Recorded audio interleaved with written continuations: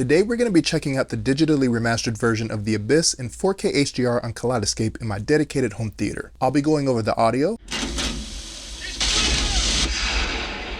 the bass, the visuals, and the HDR. And after you finish watching this video, I want to know your thoughts on the movie down in the comments. Let's review.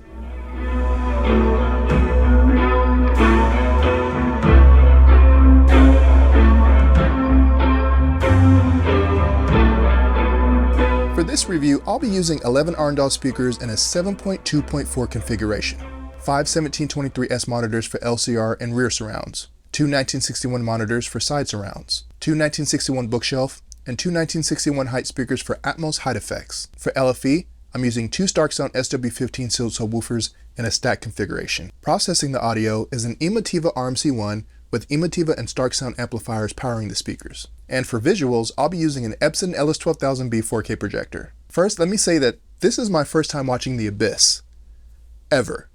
So I have no reference to prior releases since I never saw this movie in the theater, on VHS, DVD, or Blu-ray. I'm going into watching this movie completely blind with zero expectations. All right, let's talk about the audio.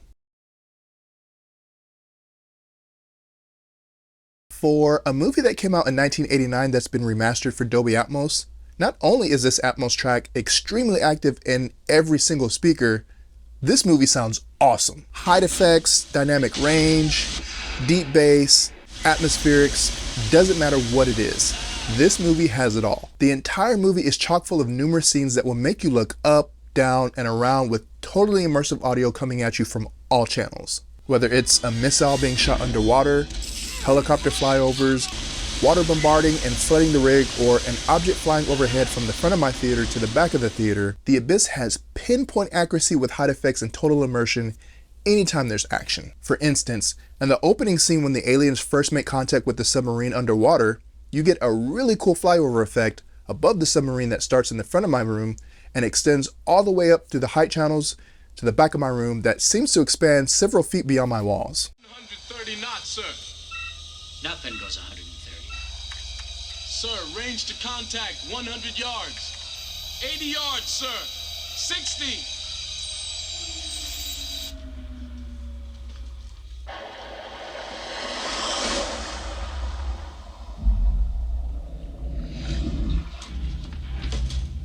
It's turbulence. We're in its wake. Helm, all stop. Full right rudder. Hydraulic failure. Plane's not responding, sir. Hydraulics restored, sir. Oh my God. Firing sonar! Collision alarm! Collision alarm! And there's tons of enveloping scenes just like this all throughout the movie. When one of the crewmen starts hyperventilating inside his suit, the sound design is so well crafted, you'll question whether it's you inside the suit about to pass out.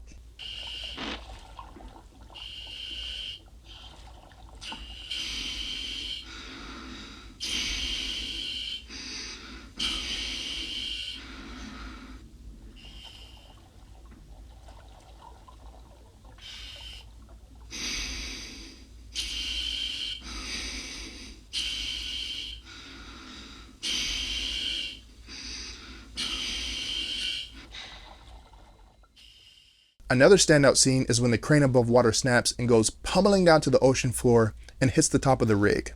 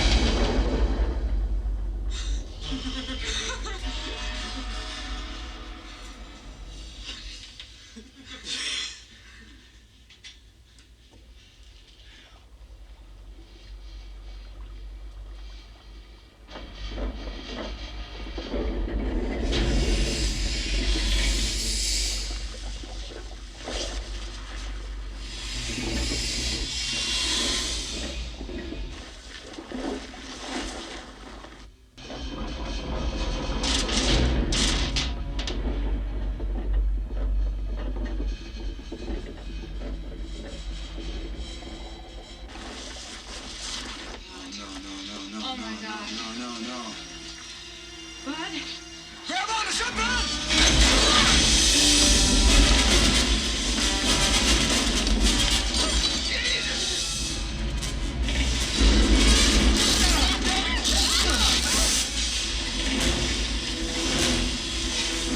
Battery room's fucked, let's go! Can't put that out! When the crane hits the top of the rig, you'll swear the crane fell on top of your house with weight and power. The sound of metal crashing on top of metal is very convincing. But one of my favorite scenes that engaged every speaker in my setup is when the rig starts flooding with ocean water that's rushing in from outside. Every single speaker in my setup was active during this scene. So if you have a fear of drowning, this might send you into a panic. Let's get the hell out of here!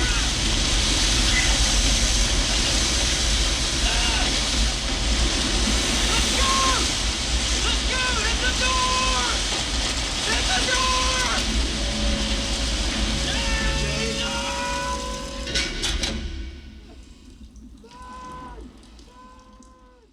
The one thing that does stick out like a sore thumb is the fidelity of the audio. By that I mean the movie is from 1989, which means so is the technology used to create those sound effects. And while the object placement and channel separation is fantastic, the audio does sound like it was made in 1989.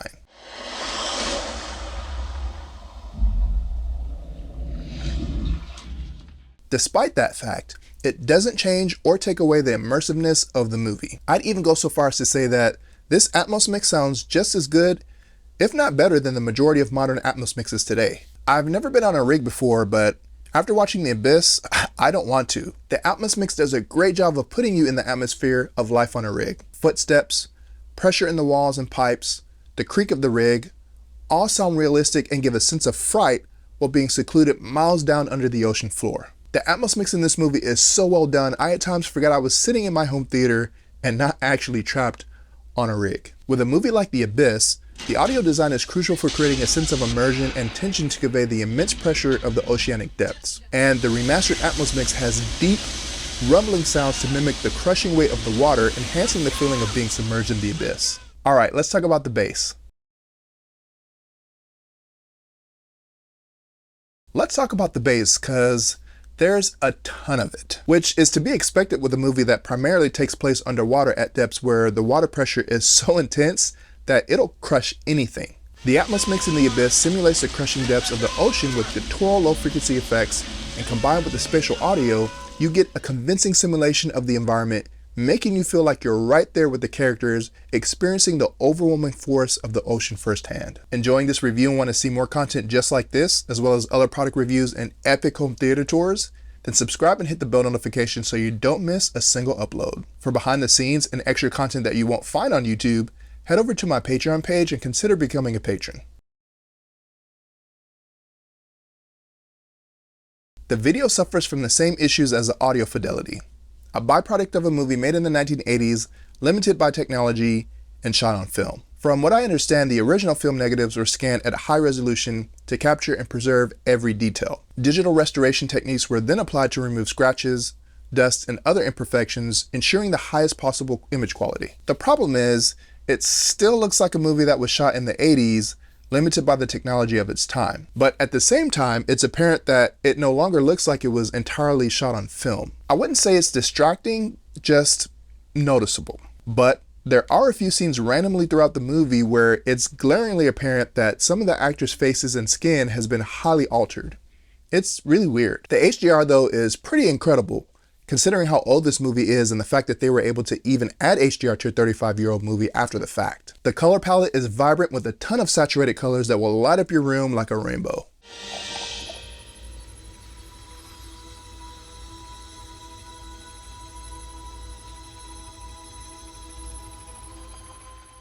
The colors in every scene look to be carefully adjusted to achieve a more vibrant and balanced look.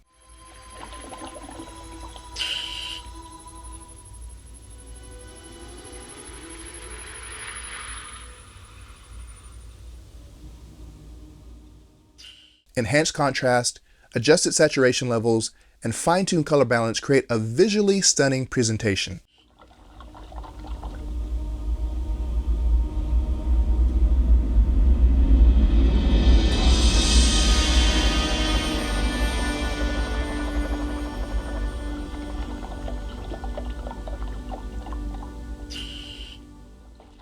Again, this is my first viewing, so I'm not sure what previous iterations of this movie looked like. But if you've seen or owned previous versions of The Abyss, you can let me know your thoughts down in the comments. As far as specular highlights, in the remastered version of The Abyss, the specular highlights are pretty remarkable. Anytime the aliens show up, the scenes are vibrant, detailed, and visually stunning for a movie that's 35 years old. The 4K remastered version brings out the full brilliance of the specular highlights, which enhances the overall viewing experience.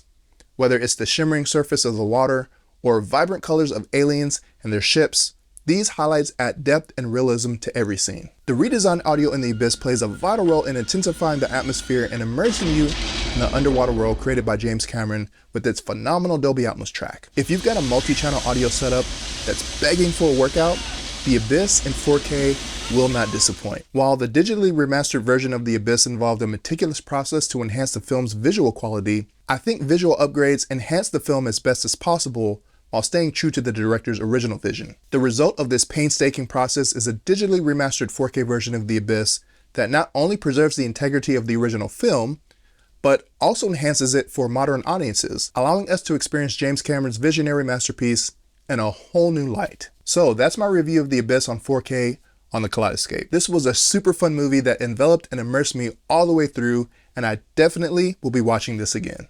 But what did you guys think of The Abyss on 4K? Do you think it's worth picking up or upgrading over previous versions? Make sure you stop by the comments and let me know.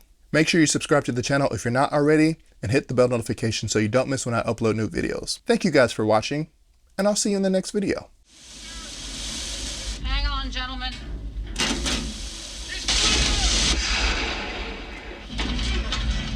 Touchdown. Crowd goes wild.